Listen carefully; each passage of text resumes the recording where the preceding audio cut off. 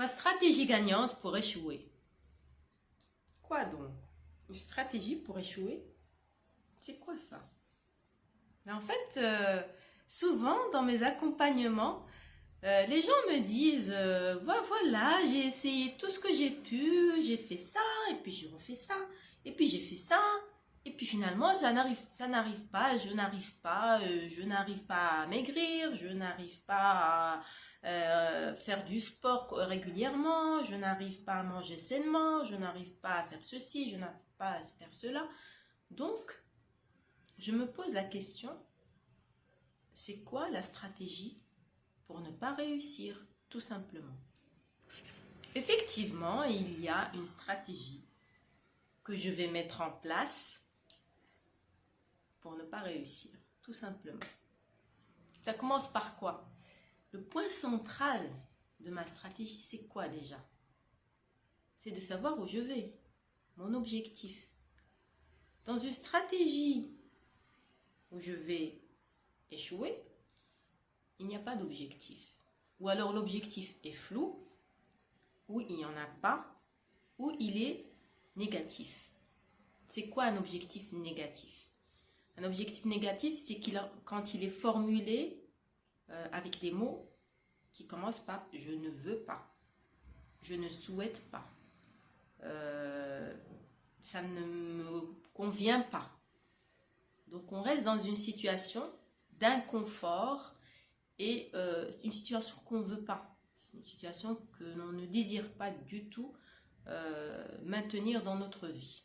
Ça, c'est un objectif négatif. L'étape numéro 1, c'est les mots que je vais utiliser tous les jours. Qu'est-ce que je dis quand je me réveille le matin? Est-ce que je me dis oh, encore une nouvelle journée qui commence? Je suis fatiguée, j'ai pas envie de faire ça. J'ai un tas de trucs à faire, je vais pas m'en sortir. Vraiment, ce travail me stresse. Cette personne me tape sur le système. Je suis fatiguée, vraiment fatiguée.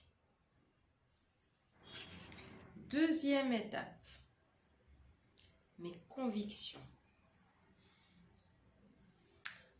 Je crois que je ne vais pas pouvoir le faire. Ça va être un peu difficile. Ça, c'est impossible. Je ne suis pas arrivée la dernière fois, hein, donc je crois que c'est pas pour moi, ça. Je crois pas que je sois douée pour ça. C'est pas possible. Depuis toute petite, on me dit que je suis maladroite. Donc ça, je vais pas pouvoir faire. Troisième étape, ma posture.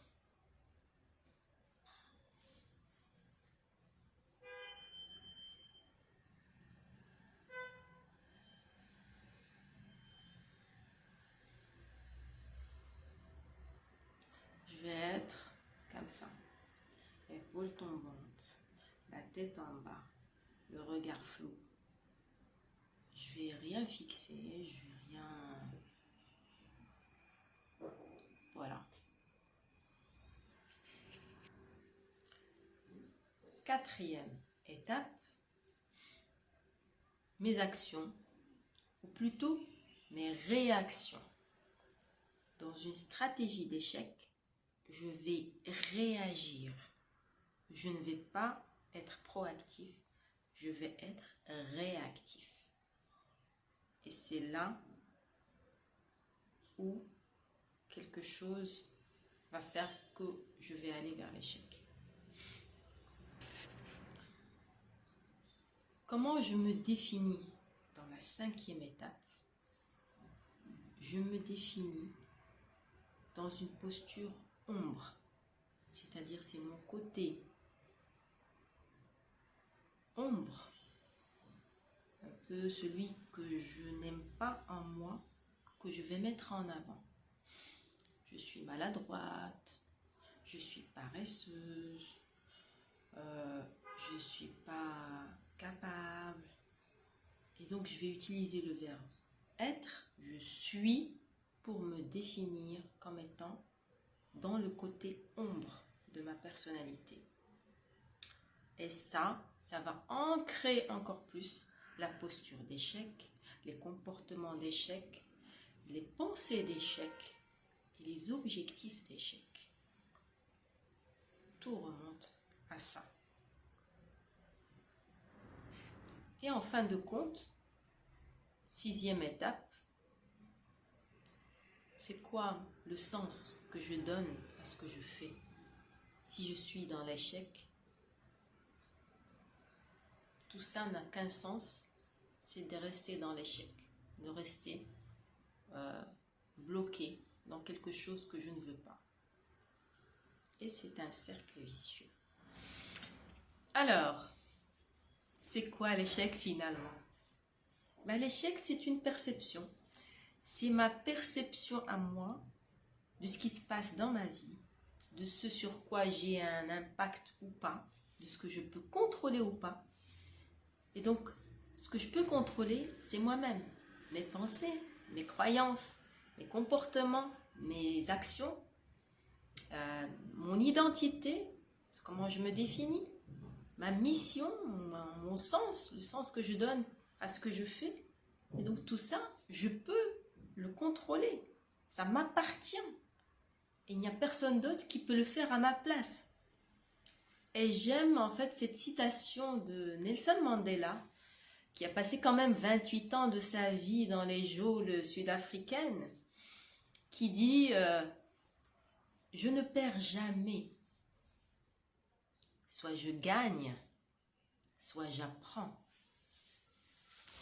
Alors j'espère que ces petits concepts, ou ce concept en fait d'échec est plus clair. En fait, l'échec pour moi n'existe pas.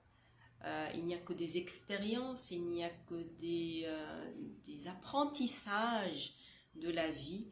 Et c'est cela qui nous permet d'aller de l'avant, de grandir, de mûrir et de prendre ce qu'il y a à prendre de la vie, de prendre ce qui peut nous servir par la suite, parce que tous les apprentissages nous servent à un moment ou à un autre. Et je serai heureuse d'entendre ou de lire vos commentaires, vos suggestions, vos propositions. Et puis, je reste toujours à votre écoute.